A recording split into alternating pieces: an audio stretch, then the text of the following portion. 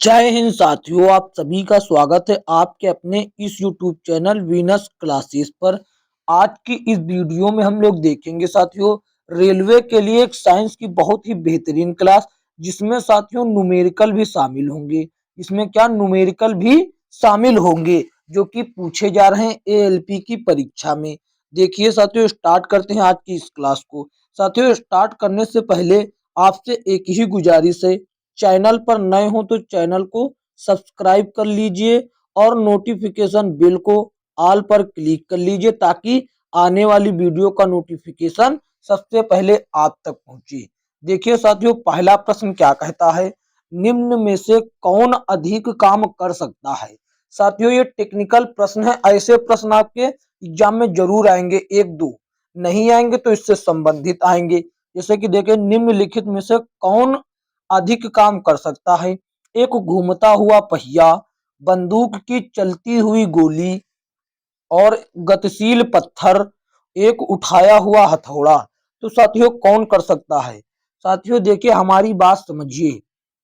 किसी भी वस्तु को कार्य करने के लिए, उसको भैया कार्य करने के लिए W बराबर कार्य बराबर होता है F गुणे D, यानी कि बल गुणे बल गुणे दूरी। तो देखिए साथियों, किसी भी वस्तु को कार्य करने के लिए बल और बल की दिशा में विस्थापित दूरी की आवश्यकता होती है। साथियों, जो जितनी दूरी अधिक दूरी तय करेगा वो उतना ही काम करेगा। तो विकल्प बी में देखिए, विकल्प बी में साथियों देखिए, विकल्प बी में न्यूटन के गति का तीसरा नियम क्रिया प्रतिक्रिया नियम लागू होता है, जो बंदूक की निकली गोली को अधिक दूर तक भेज सकेगा।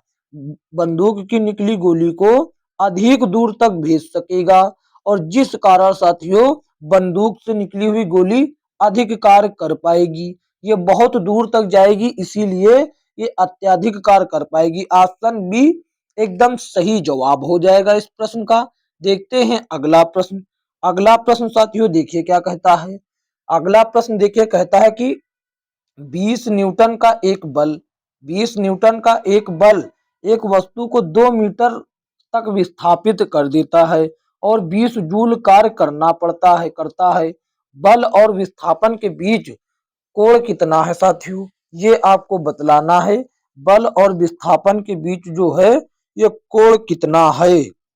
देखिए साथियों, एक सूत्र होता है W बराबर F डी कॉस थीटा। जब थीटा का जिक्र किया जाए तभी लगता है ये सूत्र, वरना एफ डी लग जाता है। तो साथियों देखिए, W का मान कितना है, हम लोग इसको यहाँ पर लिख लेते हैं।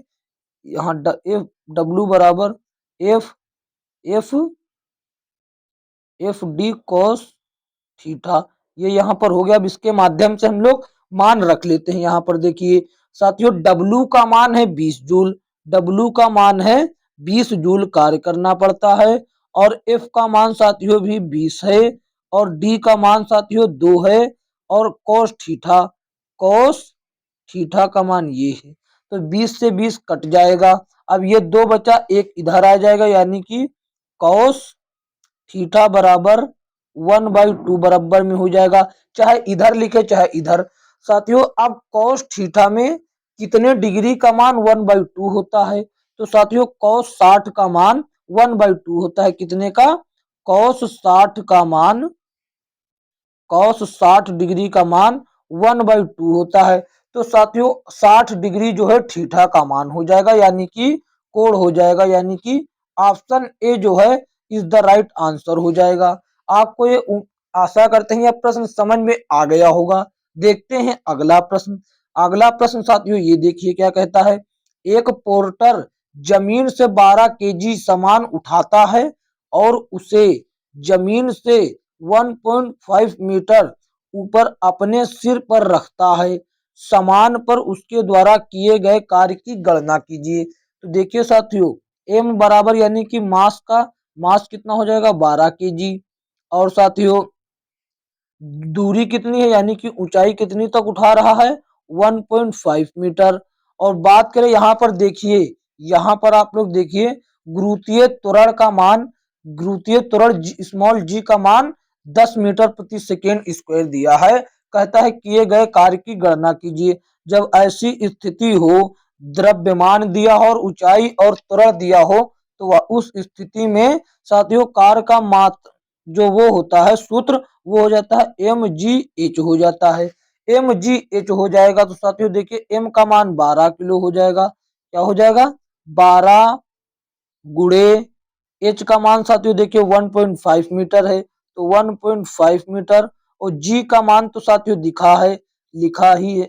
चलिए पहले हम जी का ही मान लिख देते हैं जैसे यहाँ पर लिखा हुआ है। तो 10 गुणे 1.5 ये हो गया साथियों। देखिए इसको गुणा करेंगे तो हो जाएगा साथियों कितना? 15। 15 का गुणा करेंगे 12 से तो हो जाएगा 180। 180 देखिए साथियों ऑप्शन सी में है, तो option C is the right answer हो जाएगा। देखते हैं अगला प्रश्न क्या कहता है। अगला ऐसा प्रश्न साथियों आपके एग्जाम में जरूर आएगा, ये मेरा वादा है। देखिए साथियों क्या कहता है, यदि एक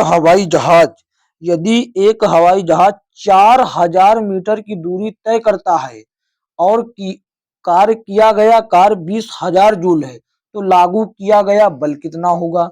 साथियों W बराबर F गुणे डी होता है। F गुणे डी, तो D का मान दिया है यहाँ पर और W का मान दिया है, F का मान पूछा है, तो F का मान यहाँ पर हो जाएगा साथियों कितना हो जाएगा? F का मान हो जाएगा W/D। W का मान साथियों है 20,000। W का मान है 20,000 और इसका है 4,000। तो 1 2 3, ये 3 जीरो कट जाएंगे, बचा 4 एकम 4, 4 पंजे 20। ये F का मान आ जाएगा, 5 न्यूटन मान आ जाएगा। साथियों 5 न्यूटन देखिए ऑप्शन ए में है, ऑप्शन ए सही जवाब हो जाएगा। कोई दिक्कत तो नहीं ऐसे प्रश्नों में। देखते हैं अगला प्रश्न क्या कहता है। अगला प्रश्न साथियों देखिए ये कहता है, सभी रेलवे के एग्जाम में आए हुए प्रश्न हैं। जमीन के ऊपर एक बिंदु पर किसी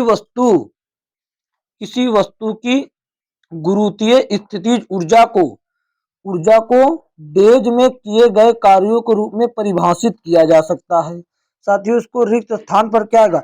साथियों गुरुत्वीय जो स्थितिज ऊर्जा है वो गुरुत्वाकर्षण के विपरीत जमीन से कार्य करती है। तो यहाँ पर देखिए ऐसा शब्द लिखा है, इसे गुरुत्वाकर्षण के विपरीत जमीन से उस बिंदु पर उठाने में परिभाषित किया जा सकता है। यानी कि ऑप्शन ए ही सही है, बाकी गुरुत्वाकर्षण बल नहीं लागू होता गुरुत्वीय त्वरण में।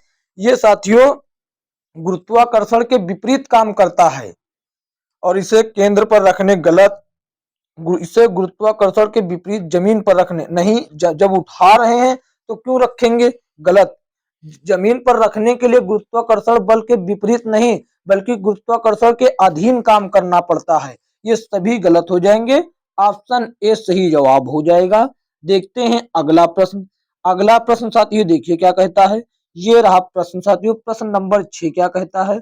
प्रश्न नंबर 6 कहता है, 1 केजी की एक वस्तु को 10 मीटर की ऊंचाई तक उठाया जाता है, तो गुरुत्व बल द्वारा किया गया कार्य कितना होगा? मान लीजिए जी का मान इतना देखिए दिया गया है, यहाँ पर जी का मान यानी कि गुरुत्वीय त्वरण का मान दिया गया है। तो फिर जब गुरुत्वीय त्वरण और ऊंचाई और द्रव्यमान दिया गया हो, तो इस स्थिति में W का मान यानी कि वर्क बराबर हो जाता है mgh हो जाता है। mgh हो जाता है। m का मान साथियों देखिए W बराबर कितना हो जाएगा? m का मान 1 kg है और g का मान 9.8 है, 9.8 और h का मान 10 है। साथियों देखिए इसका गुणा करेंगे तो कोई दिक्कत नहीं, 10 का गुणा इसमें करेंगे तो 98 जूल आ जाएगा। कार्य का मात्रक होता है 98, तो कार्य का मात्रक सॉरी जूल होता है, तो ये जूल के साथ रह जाएगा।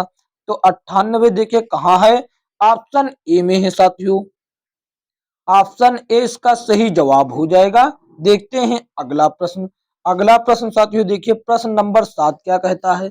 प्रश्न नंबर 7 देखिए ये रहा। ये क्या कहता है मित्रों? ये कहता है एक कुली 20 केजी का सामान उठाता है और उसे जमीन से 2 मीटर ऊपर अपने सर पर रखता है। सामान पर उसके द्वारा किए गए काम की गणना करें। साथियों फिर से वही, और यहाँ पर देखिए दिया गया है जी बराबर 10 मीटर प्रति सेकेंड स्क्वायर। ये साथियों फिर से इस स्थिति में ऊंचाई दी गई है, द्रव्यमान दिया गया है और गुरुत्वाकर्षण गुरुत्वीय त्वरण दिया गया है। तो इस स्थिति में W बराबर यानी कि किया गया कार्य का मान mgh हो जाएगा। तो W बराबर क्या हो जाएगा, m का मान साथियों 20 kg है और g का मान साथियों 10 मीटर प्रति सेकेंड स्क्वायर है और h कितना है 2। तो साथियों कितना हो जाएगा, 10 दूना 20 और 20 का जब करेंगे तो हो जाएगा 400। 400 साथियों कहाँ पर है, 400 कहाँ पर है, 400 ऑप्शन सी में है साथियों। ऑप्शन सी देखिए सही जवाब हो जाएगा इसका। देखते हैं अगला प्रश्न। अगला प्रश्न देखिए साथियों क्या कहता है। अगला प्रश्न ये रहा। अगला प्रश्न कहता है कि साथियों जब कोई वस्तु बल की दिशा में 1 मीटर विस्थापित 1 मीटर की दूरी पर 1 न्यूटन के बल द्वारा चलती है तो किए गए कार्य की मात्रा कितनी होगी। अब यहाँ पर देखिए साथियों द्रव्यमान और ऊंचाई और गुरुत्वीय त्वरण से संबंधित कोई बात नहीं है। तो इस स्थिति में W बराबर यहाँ पर बल की चर्चा है तो यहाँ पर ऐसे हो जाएगा F गुणे D, ये वाला सूत्र लग जाएगा। यदि ऊंचाई और द्रव्यमान और गुरुत्वीय त्वरण की बात ना हो, बल और दूरी की बात हो तो W बराबर F गुणे D वाला सूत्र लग जाता है। तो यहाँ पर देखिए W बराबर 1 मीटर की दूरी है और 1 न्यूटन का बल है तो 1 गुणे 1 बराबर 1 जूल आ जाएगा। 1 जूल साथियों आ जाएगा इसका आंसर। तो 1 जूल देखिए ऑप्शन डी में है। ऑप्शन डी इसका सही जवाब हो जाएगा। ये एलपीएन टेक्नीशियन में पूछे गए प्रश्न हैं, ये सभी रेलवे की विभिन्न परीक्षाओं में बार बार प्रश्न ये रिपीटेड हुए हैं। देखिए साथियों 9 नंबर प्रश्न क्या कहता है। ऐसे प्रश्न साथियों आपके एग्जाम में जरूर आएंगे, चाहे वो जिस तरीके से आए। देखिए कहता है कि 10 केजी वजन वाले सूटकेस को उठाकर एक प्लेटफॉर्म पर खड़े यात्री द्वारा किया गया कार्य कितना होगा। 100 जूल, 0 जूल, 98 जूल, 980 जूल। देखिए साथियों बात करें ये कि कितना होगा कार्य। देखिए साथियों यहाँ पर हमको होगा W बराबर F गुणे डी, F गुणे डी, F गुणे डी होगा। डी यहाँ पर साथियों तय नहीं किया गया है। डी साथियों यहाँ पर क्या हुआ है, डी यहाँ पर तय नहीं किया गया है। डी यहाँ पर सूटकेस जो रखा है वो सिर पर रखा हुआ है और वो चल नहीं रहा है व्यक्ति। तो ऐसी स्थिति में जब डी शून्य है तो साथियों जिसके जीरो का किसी भी संख्या से गुणा कर देंगे तो वो जीरो ही आएगा। इसीलिए साथियों 0 जूल कार्य करना पड़ेगा। जब कोई व्यक्ति खड़ा हो जाता है सिर पर लाद कर, उस व्यक्ति द्वारा विस्थापन 0 होता है, जिस कारण वह 0 जूल 0 काम करता है, यानी कि कोई काम नहीं करता। तो ऑप्शन बी जो है सही जवाब होगा मित्रों इसका। ऑप्शन बी जो है सही जवाब हो जाएगा। देखते हैं अगला प्रश्न। अगला प्रश्न देखिए साथियों प्रश्न नंबर 10 क्या कहता है। 4 किलोग्राम द्रव्यमान की एक वस्तु क्षैतिज दिशा में 5 मीटर प्रति सेकेंड की गति से बढ़ रही है। इसकी गति 10 मीटर प्रति सेकेंड तक बढ़ने के लिए इस पर किया गया कार्य कितना होगा साथियों। देखिए साथियों एक 4 केजी द्रव्यमान की वस्तु जो है वो साथियों 5 किलोमीटर प्रति सेकेंड की गति से बढ़ रही है और इसकी गति जो है 10 मीटर प्रति सेकेंड तक बढ़ने के लिए इस पर किया गया कार्य कितना होगा, ये हमको बताना है। बहुत ही बेहतरीन प्रश्न, ये एलपीएन टेक्नीशियन में पूछा भी गया। तो साथियों वो निरंतर गति कर रही है और गति में परिवर्तन भी हमको करना है। इस माध्यम से हम गतिज ऊर्जा के सूत्र से इसको हल कर लेंगे। तो देखिए साथियों गतिज ऊर्जा का जो होता है वो क्या होता है, किनेटिक एनर्जी। किनेटिक एनर्जी का जो सूत्र होता है वो होता है 1/2 mv²। mv², ये होता है उसका फॉर्मूला। mv² होता है इसका फॉर्मूला 1/2 mv²। तो यहाँ पर v जो है वो चाल है और m जो है उस वस्तु का द्रव्यमान यानी कि वजन है। साथियों यहाँ पर v जो है चाल कंफर्म नहीं है, तो हम लोगों को ये जब दो चाल दी है बढ़ना है तो कितने का डिफरेंट है हम लोगों को अंतर निकाल लेना है। साथियों अंतर निकाल लेना है तो देखिए यहाँ पर इसी के माध्यम से हम लोगों को कार आ जाएगा। कार का मात्रक जूल है और जूल साथियों एक प्रकार की ऊर्जा को इंगित करता है और ऊर्जा वही होगी साथियों जो गतिज ऊर्जा यहाँ पर है। ऊर्जा और कार दोनों एक ही बात है। तो देखिए साथियों यहाँ पर W इसके ही माध्यम से निकलेगा 1/2 और m का मान साथियों हो जाता है 4। यहाँ पर देखिए 4 किलोग्राम दिया है और यहाँ पर साथियों v का मान क्या आएगा, इन दोनों का अंतर, इन दोनों का अंतर साथियों क्या है, इन दोनों का अंतर है 5, इन दोनों का अंतर है 5 का है साथियों। इन दोनों का अंतर हो जाएगा 10 का पावर 3 माइनस 5 का पावर 2। 3 नहीं यहाँ पर स्क्वायर में है तो इसीलिए इसको भी स्क्वायर देना पड़ेगा। तो यहाँ पर 10 का स्क्वायर हो जाएगा 100 और 5 का स्क्वायर हो जाएगा 25। तो साथियों 100 में से 25 जाएगा, इसको हम काट लेते हैं, यहाँ पर 2 बचेगा। तो अब हमारे पास बचेगा 2 और यहाँ पर साथियों इसके अंदर ब्रैकेट में बचेगा 75, ब्रैकेट में बचेगा 75। तो 75 दूना 150, 75 दूना 150 हो जाएगा। 150 साथियों कहाँ पर है, 150 देखिए कहाँ पर है, 150 देखिए साथियों ऑप्शन ए में है। तो ऑप्शन ए जो है सही जवाब हो जाएगा इसका। देखते हैं अगला प्रश्न।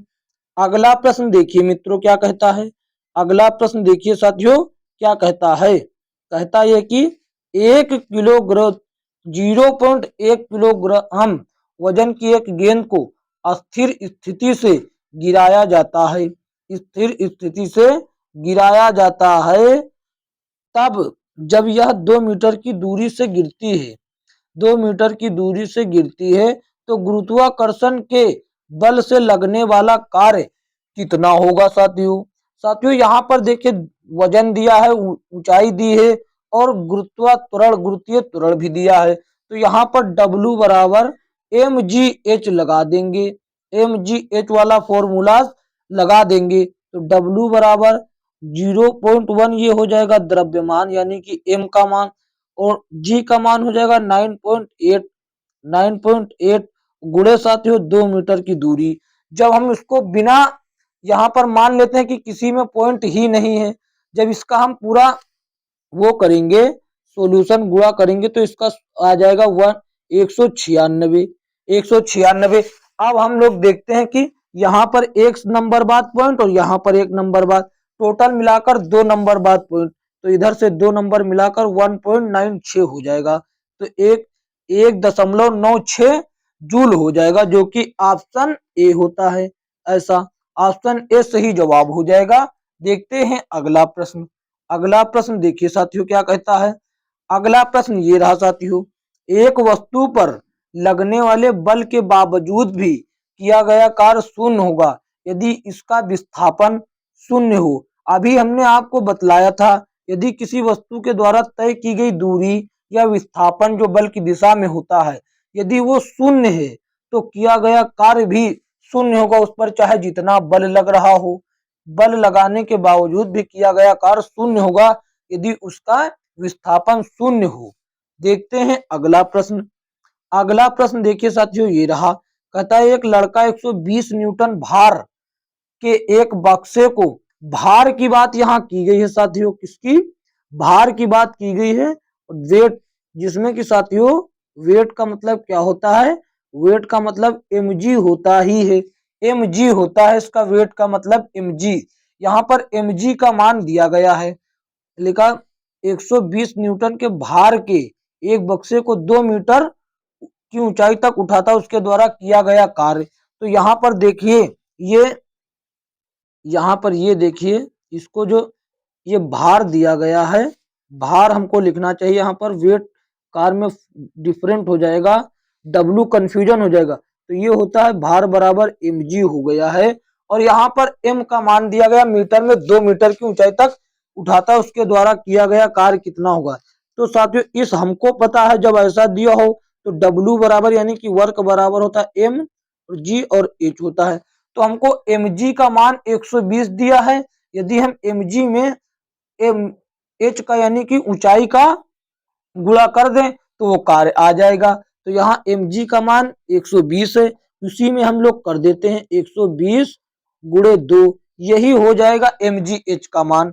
साथियों 120 दूना 240 हो जाएगा, जो कि ऑप्शन सी में है। यही सही जवाब हो जाएगा साथियों, यही सही जवाब हो जाएगा। आशा करते हैं यह बहुत ही अच्छा प्रश्न है और टेक्निकल है और आपको आसानी से समझ में आ गया होगा। देखते हैं अगला प्रश्न। अगला प्रश्न साथियों देखिए क्या कहता है। कार्य करने की क्षमता क्या कहलाती है? कार्य करने की क्षमता साथियों क्या कहलाती है? तो क्या कहलाती है? शक्ति, दाब, ऊर्जा, बल। तो देखिए साथियों, कार्य करने की क्षमता को ऊर्जा कहा जाता है साथियों। देखिए और हम इसको बारे में बता देते हैं साथियों। भौतिकी में यानी कि विज्ञान में वस्तुओं का जो ये ऊर्जा है एक गुण है, जो कि अन्य वस्तुओं में स्थानांतरित भी हो सकता है और ऊर्जा विभिन्न रूपों में भी रूपांतरित हो सकता है। मुख्य रूप से किसी वस्तु अथवा कार्य करने की क्षमता को ही ऊर्जा कहा जाता है। ऊर्जा को ना तो साथियों उत्पन्न किया जा सकता है और ना ही नष्ट किया जा सकता है। इसको केवल एक रूप से दूसरे रूप में रूपांतरित किया जा सकता है और साथियों इसको हम देख भी नहीं सकते। और इसका एसआई मात्रक की बात करें तो होता है जूल, और यही साथियों कार्य का भी मात्रक होता है। देख, और शक्ति का मात्रक साथियों वाट होता है, शक्ति का मात्रक वाट, बल का मात्रक न्यूटन और दाब का मात्रक पास्कल होता है। ये सभी एसआई मात्रक हैं। देखते हैं अगला प्रश्न। अगला प्रश्न साथियों देखिए क्या कहता है। कहता है यदि कार्य का मान धनात्मक हो तो जिस पर कार्य हो रहा है वह क्या होगा? उसमें साथियों उसकी ऊर्जा का ह्रास होगा, उसका मान शून्य होगा, वह नियत रहेगा, उसकी ऊर्जा में वृद्धि होगी। यदि साथियों किया गया कार्य धनात्मक हो तो जिस निकाय पर कार्य हो रहा है वहां पर साथियों ऊर्जा की वृद्धि होगी। क्या होगी? वहां पर ऊर्जा की वृद्धि होगी। यह बात सदैव याद रखेंगे। साथियों आज की वीडियो में इतना ही, मिलेंगे किसी अन्य वीडियो में। साथियों यदि यह वीडियो अच्छा लगा है तो इसको लाइक कीजिए और अपने दोस्तों में शेयर जरूर कीजिए। और साथियों चैनल पर न है तो चैनल को सब्सक्राइब करके नोटिफिकेशन बिल को ऑल पर क्लिक कर लीजिए, ताकि आने वाली वीडियो का नोटिफिकेशन सबसे पहले आप तक पहुंच सके। मिलेंगे किसी अन्य वीडियो में, तब तक के लिए जय हिंद जय भारत।